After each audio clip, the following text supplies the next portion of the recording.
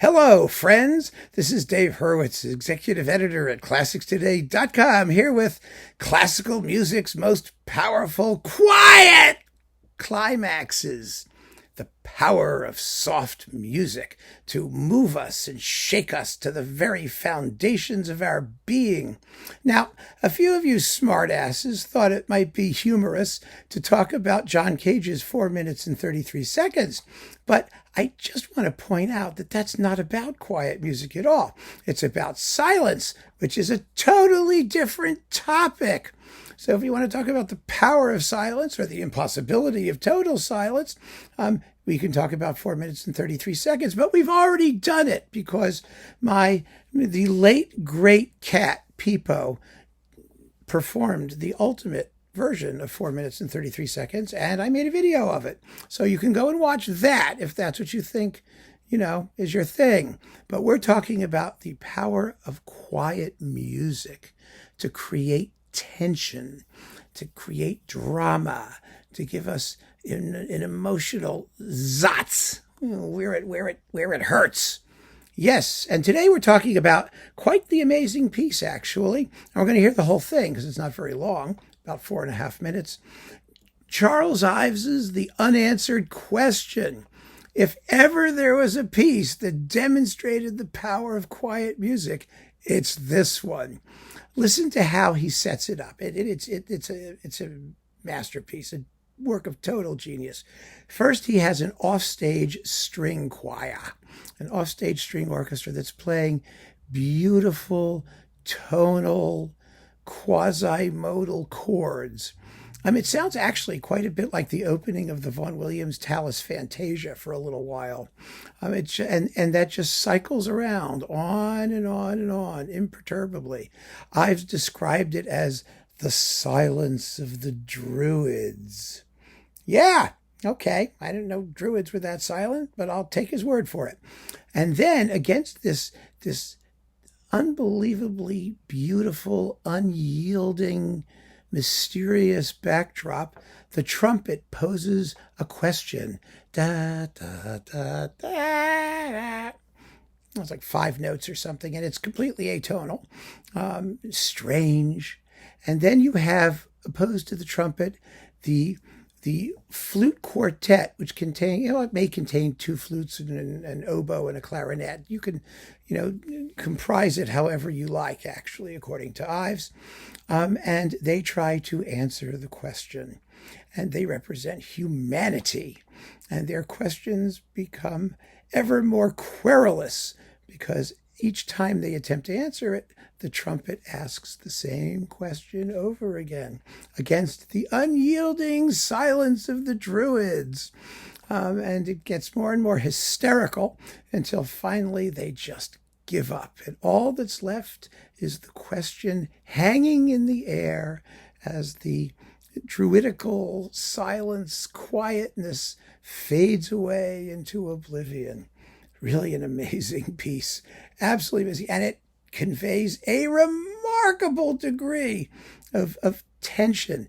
It's such an honest piece, like everything Ives wrote. It is what it says it is. It's the unanswered question. But the way that the question is unanswered, well, that's the thing. And of course, having a question that's asked over and over again and unanswered causes no small degree of existential angst. And it's the soft dynamics, the repetitive quality of those strings that never get louder, never get softer, never respond, the uncaring universe. The question that is the same every time also is very soft. And then the foreground, which goes from very soft and slow to very screechy and loud each time they try to answer the question and get more and more aggravated. What an amazing essay in the possibilities of music raised to the level of high art. So here's the whole piece, conducted by James Sinclair on Naxos, the Ives expert, done as well as it can be. And my, oh my, that's what incredibly fabulous quiet music can do.